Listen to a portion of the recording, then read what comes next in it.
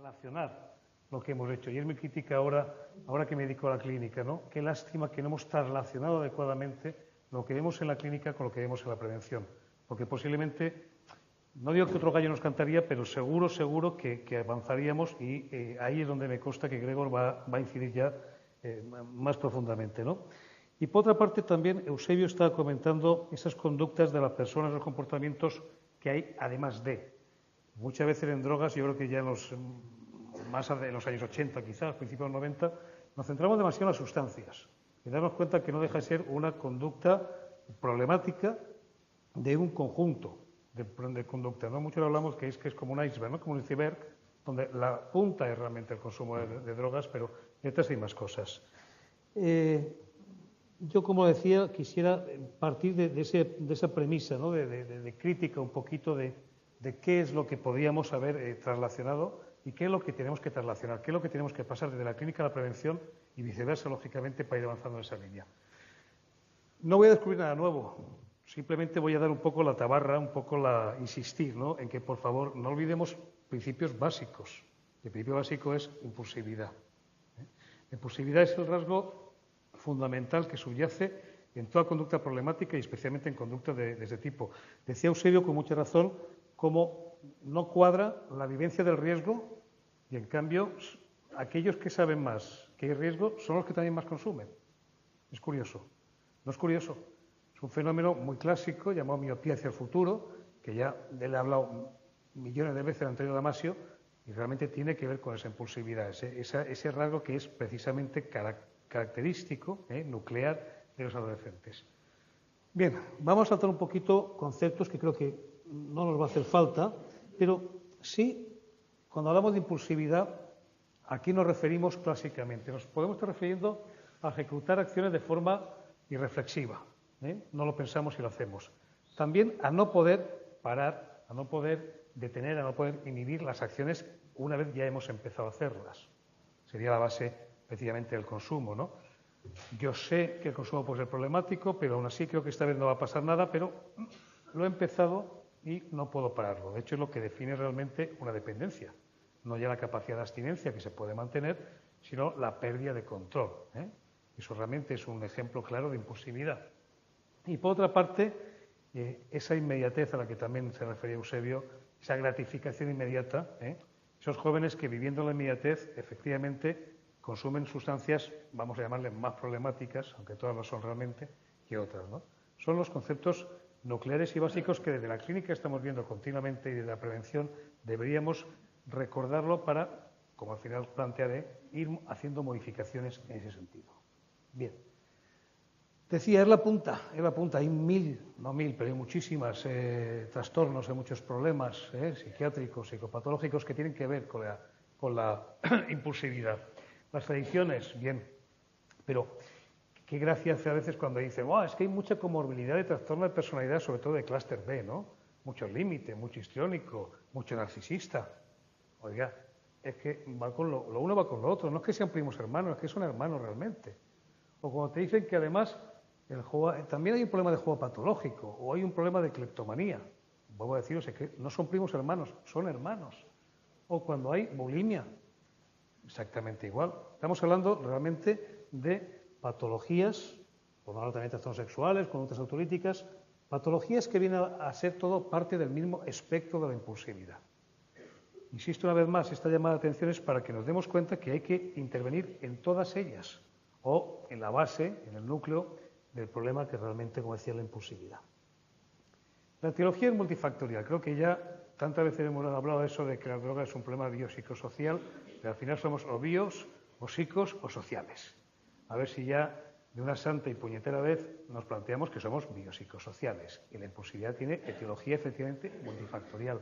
Hay factores ambientales, hay predisposición hereditaria, genética, evidentemente la hay, es algo que no se puede negar y cada vez más comprobado. Hay factores neurobiológicos que tienen mucho que ver con neurotransmisión noradrenérgica, dopaminérgica, pero serotoninérgica también, por supuesto, y factores hormonales también que van a condicionar algunas conductas impulsivas, sobre todo las que son de tipo más violento o agresivo. ¿qué relación tiene esta impulsividad con el trastorno de sustancias, que realmente es lo que nos ocupa, ¿no? Bueno, pues hay tres hipótesis, pero vaya por delante que ninguna es excluyente. Puede que niveles elevados de impulsividad, puede no, realmente niveles elevados de impulsividad van a fomentar, van a facilitar el consumo de sustancias.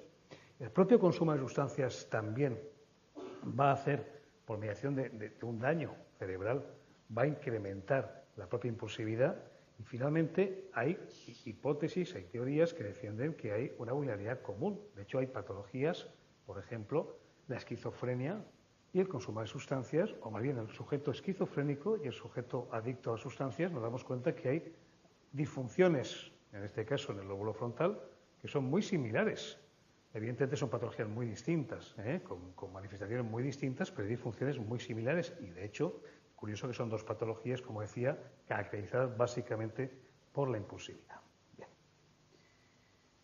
Vamos a saltar alguna. Bueno, esto viene a plantear lo mismo. Yo quisiera aquí llamar la atención sobre este caso, que, insisto, desde la perspectiva, sobre todo neuropsicológica, es casi algo básico, fundamental, el IOU, pero una vez más tenemos que ir introduciéndolo en la perspectiva de prevención.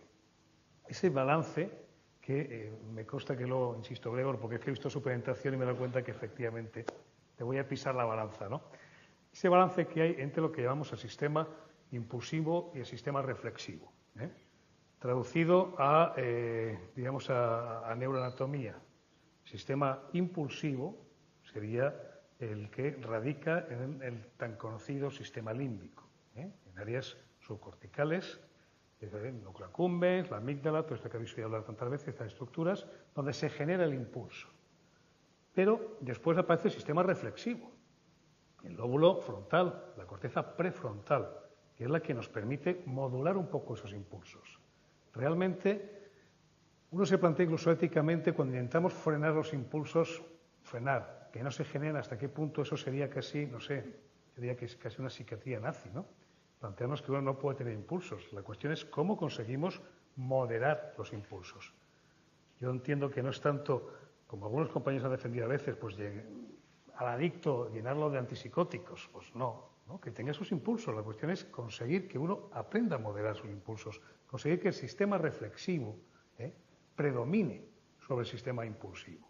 Ese es un balance real que tenemos delante y es la base de toda impulsividad, de toda conducta impulsiva y en concreto de las adicciones. Bien, esto vamos a traducirlo ya en conceptos ya o ponerlo en contexto ya de adolescentes. Hay algo curioso. Algún día espero que los políticos pregunten, y la sociedad, a los neurocientíficos, oiga, ¿a qué edad se puede votar? Porque ese día cambiamos el mundo. Y lo siento por los que tenéis medio de 18 y puede decir, este carca que está diciendo. Señores, lo que nos diferencia de los primos hermanos primates, dígase orangután, yo defiendo más a los bonobos porque me gustan más por otros motivos, pero lo que nos diferencia es el lóbulo frontal. Y el lóbulo frontal no acaba de madurar hasta los 20, 25 años. ¿Significa eso que mi hija mayor con 18 años es una primate, digamos, de orden inferior? Hombre, tampoco. Pero lo que es evidente es que difícilmente podemos luego reclamar a un adolescente un comportamiento socialmente aceptable cuando sabemos perfectamente que aún no ha desarrollado el lóbulo frontal porque es que no puede por mucho que quiera. Lamentablemente es así. Si veis el desarrollo, la parte de arriba de cada cerebrito sería la parte anterior, el lóbulo frontal, la parte posterior sería la parte occipital. Bueno, os dais cuenta que realmente el azul es lo que va madurando, el cerebro madura en sentido póstero-anterior. Primeramente el occipital, luego el frontal. Por tanto, nuestro sistema reflexivo es lo que más tarda. En cambio, no leéis aquí, pero en cambio lo que sí nos encontramos es que el otro sistema, el impulsivo, madura mucho antes, hasta el extremo que nos encontramos, bueno, luego veremos. La base que os quería decir, lóbulo frontal, sistema reflexivo va a tardar más tiempo en madurar, sistema límbico va a tardar menos tiempo, va a ser más precoz, por lo tanto el sistema impulsivo va a ser mayor.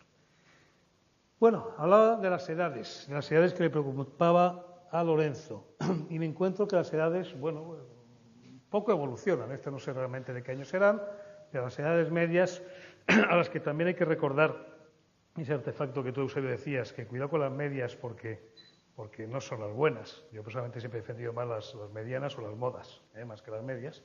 Pero bueno, la realidad es que estamos en niveles muy bajitos ya. Pero es que fíjense una cosa, si nos olvidamos de drogas y nos vamos a otro tipo de patologías, como pueden ser cualquier trastorno de control de impulsos, como puede ser trastorno de ansiedad, como puede ser trastornos afectivos, como puede ser la propia esquizofrenia, si os dais cuenta,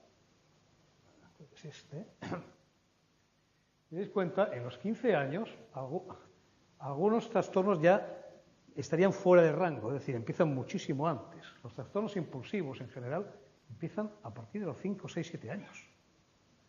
El consumo de sustancias, como un tipo de trastorno impulsivo que también que es, aparece a partir de los 13 años. Es decir, es muy extraño, lógicamente, que tengamos inicios de consumos, o más que de consumos problemáticos de sustancias pasados los 20, 25 años, pasado el desarrollo madurativo adecuado del lóbulo frontal. Bien, la conjunción de ambas cosas es esta. Nos vamos a dar cuenta, este es un gráfico muy clásico, en que nos vamos a dar cuenta cómo hay un momento en que las zonas, las regiones límbicas, las regiones del cerebro donde radica el sistema impulsivo, efectivamente al principio desarrollan mucho y luego ya se estabilizan un poco. Las frontales al revés, tardan mucho al principio y luego ya se estabiliza. Hay una época intermedia que coincide con la adolescencia, que es donde vamos a encontrar más diferencia en esa balanza.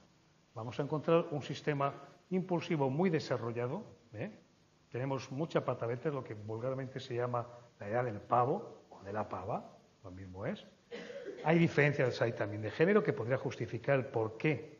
Y luego en los consumos vemos diferencias entre chicos y chicas. Y por otra parte vemos un sistema reflexivo más retardado. Por tanto, por eso es por lo que precisamente estos consumos empiezan a esas edades. La lucha por retrasar la edad de inicio, por supuesto, tiene que incidir en variables como, por ejemplo, la disponibilidad de la sustancia. Pero también tenemos que pensar en esto. O sea, esto no vamos a cambiarlo. No vamos a cambiar el cerebro de la gente. Por tanto, tendremos que empezar a plantearnos cómo nos manejamos en esas circunstancias.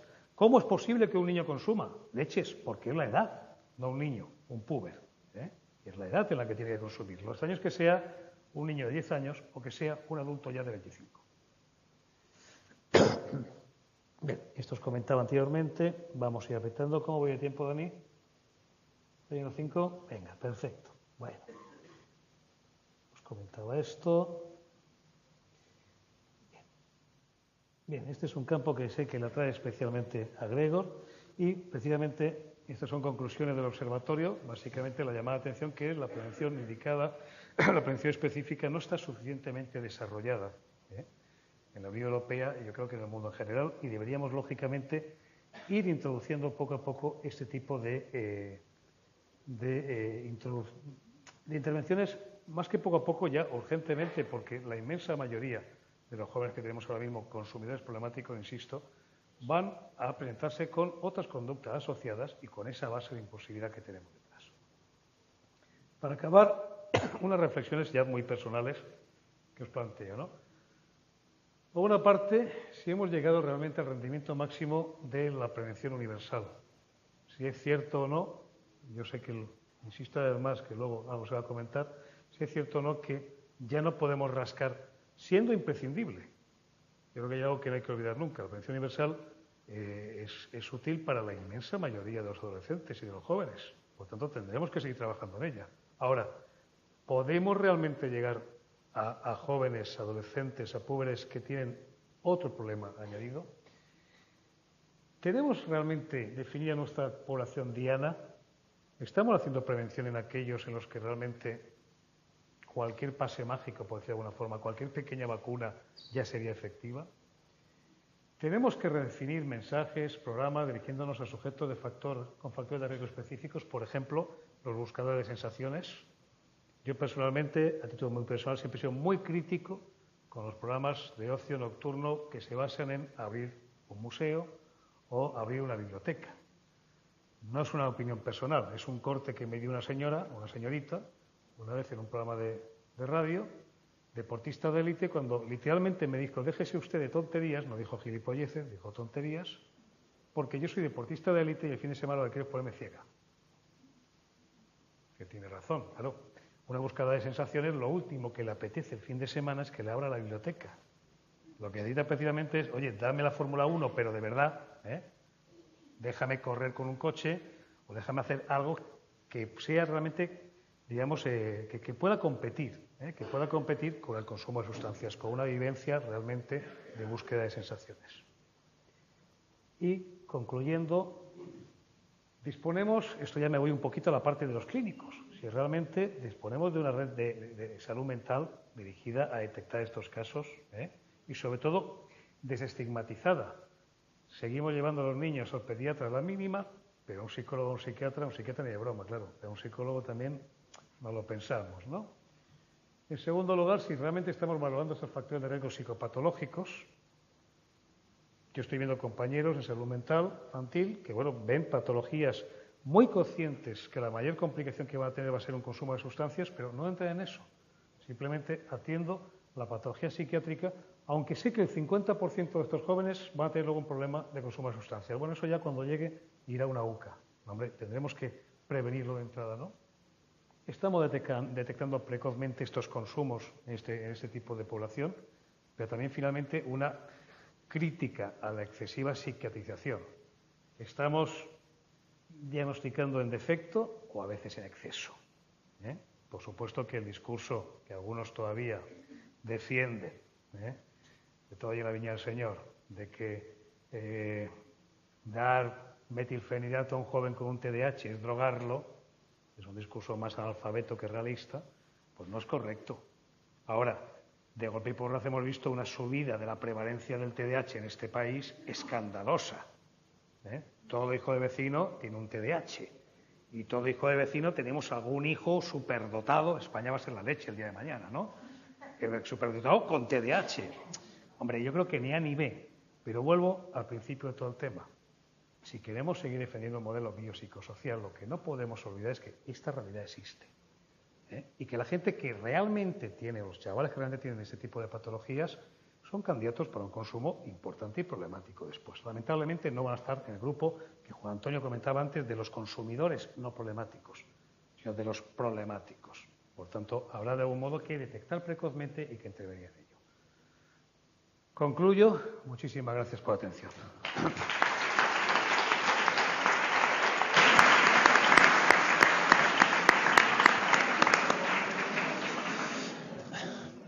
Muchas gracias a los tres por vuestra intervención y por haberme soportado mi presión cronológica. Es justo la hora de finalización de esta sesión, con lo cual pido públicamente a Gregor que nos conceda 10 minutos y, como lo hago públicamente, no se podrá negar y aprovechamos estos 10 minutos, 15 como mucho, para abrir una tanda de preguntas. Y sois ahora los portavoces de la palabra. Quien tenga alguna pregunta, que levante la mano, por favor.